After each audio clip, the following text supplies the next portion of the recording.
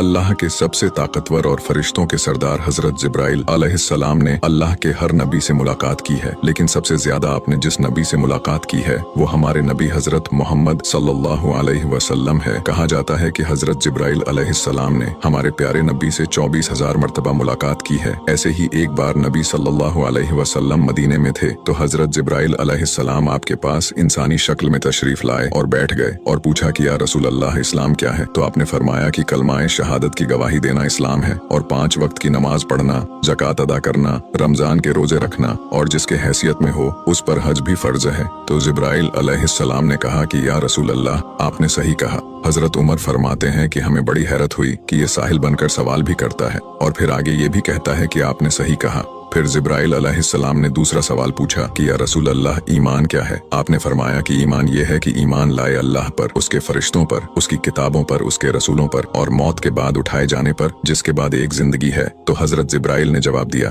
कि आपने सही कहा या रसूल अल्लाह। फिर हजरत जिब्राइल अलैहिस्सलाम ने नबी से तीसरा सवाल पूछा कि या रसूल अल्लाह, कयामत कब आएगी? हुजूर ने फरमाया, मेरे दोस्त, ये दुनिया में किसी को नहीं पता कि कयामत कब आएगी, ये सिर्फ अल्लाह को पता है। तो जिब्राइल अलैहिस्सलाम ने फरमाया कि मुझे उसकी निशानियां बताए। तो आपने 2 निशानियां बताई और कहा, अरब के लोग नंगे पैर घूमने वाले, बकरियां चराने वाले जब बड़ी बड़ी इमारतों के मालिक बन जाएंगे और एक दूसरे से मुकाबला करेंगे कि मेरी बिल्डिंग की मंजिलें ज्यादा हैं और इसकी कम है। और दूसरी निशानी आपने ये बताई कि जब तुम देखोगे कि बेटियां अपनी माओ को जलील करने लग जाएगी तो समझ लेना कि कयामत करीब है। इसके बाद हजरत जिब्राइल अलैहिस्सलाम वहां से उठे और चले गए। जिब्राइल अलैहिस्सलाम के जाने के बाद आपने हजरत उमर से फरमाया कि जानते हो ये कौन था? हजरत उमर ने कहा कि या रसूल अल्लाह, मैं नहीं जानता कि ये शख्स कौन था। तो आपने फरमाया कि ये हजरत जिब्राइल अलैहिस्सलाम थे जो तुम्हें दीन सिखाने के लिए आए थे इंसानी शक्ल में।